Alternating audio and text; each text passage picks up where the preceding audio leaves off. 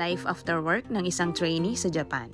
Hi dear, kamusta ka? Ako nga pala si Jeya, isang OFW at trainee dito sa Japan, 5 taon na. For today's video ay may gala ako at maaga akong umuwi, wala akong overtime. 4:30 nga lang ako nag-out from work. Kaya naman kung hindi ka busy, tara samahan mo akong makipagkita sa bago kong kaibigan na nakilala ko lang sa TikTok.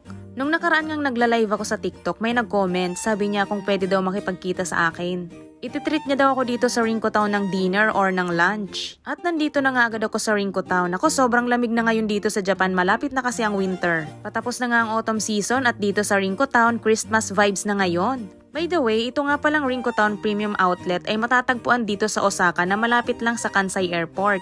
Isa nga ang lugar na to sa dinarayo ng mga turista para mag-shopping dahil sobrang lapit nga nito sa Kansai Airport, pagkatapos ng Rinko Town Station ay ang Kansai Airport Station na. Napadaan nga muna ako dito saglit sa Adidas at may tinignan akong sapatos at tapos naman ay dumiretso na ako dito sa Onitsuka Tiger. Balita ko trending daw ang Onitsuka Tiger dyan sa Pilipinas. Magkano ba ang presyuhan ng mga Onitsuka Tiger dyan sa Pilipinas? Dito kasi sa Japan merong mga tagi-isang lapad lang or nasa 3,800 pesos.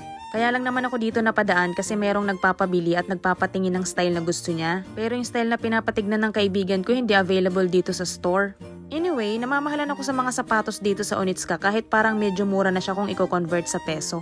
Okay na kasi sa akin yung mga 5,000 yan na sapatos kapag gusto kong bumili ng sapatos. So wala nga akong nabili dito sa Onitsuka kasi hindi available yung sapatos na gusto ng kaibigan ko. Dear, mabalik na nga tayo dun sa bago kong kaibigan na makikipagkita sa akin dito sa Rinko Town.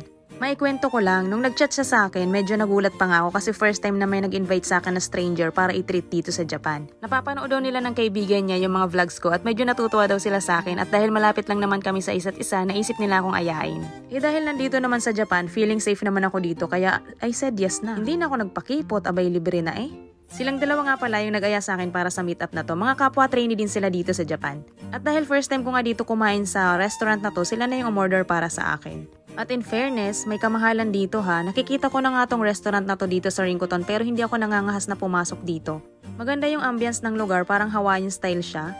Actually, Hawaiian talaga. Ang pangalan pala ng hamburger resto na to ay Kuwa Aina. Tinanong ko pa yan kay Jassy kasi hindi ko alam kung paano i-pronounce yung pangalan ng resto. Kampay, para sa tagumpay. Eto pala yung mga in-order namin. Ang laki ng serving. Seto na to at may kasama na ring drinks. Ngayon nga lang ako nakakain dito at masasabi kong sulit. Ang sarap ng pagkain nila pati yung drinks. First time ko nga silang makita ngayon ng personal at tingnan mo naman ang saya-saya namin dito. Kala mo naman magkakakilala na ng matagal. Syempre hindi pwedeng hindi kami magpicturan. Sila nga pala si Jassy at si Aren. Mga trainee din sila dito sa Japan at ang category nila building cleaner. At ang dami na nga namin napagkwentuhan agad sa simula pa lang ng aming pag-upo dito sa lamesa. Siyempre dahil magkaiba kami ng kategory, marami kaming mga bagay-bagay na tinatanong sa isa't isa. Maganda rin talaga yung mga ganitong meetups no, yung mga hindi mo kasama sa trabaho or hindi mo ka-line up ng category tas makikilala mo. Marami din akong mga natututunan at nalalaman tungkol sa kung ano ang mga ginagawa nila sa kanilang mga trabaho. Nakakatuwa lang din kasi ang smooth lang ng aming mga naging usapan, pati nga rin yung issue nila Maris na pag-usapan din namin dito. Siyempre Pinoy tayo, paano ba yan? Grabe, nag-enjoy talaga ako sa meetup na to, sana may susunod pa. Kahit na medyo naging epic nung pahuli kasi natagusan ako dahil may monthly period ako that time. Worth it naman yung pag-risk ko ng aking safety para makita sila. Charot lang. Di joke lang, safe naman talaga dito sa Japan. Hinatid pa nga nila ako sa train station nung pauwian na. So gusto ko lang din mag-thank you sa dalawang to na nagbigay sa akin ng oras para makilala at makipagkita sa akin. Tapos nanlibre pa. Na-appreciate ko talaga sila. Sana marami pa akong makilalang mga bagong trainee na iba yung category para mas lumawak yung kaalaman natin. At sana marami pang mga bagong trainee ang dumating galing sa Pilipinas. Paano dear, hanggang dito na lang muna. Salamat sa panonood!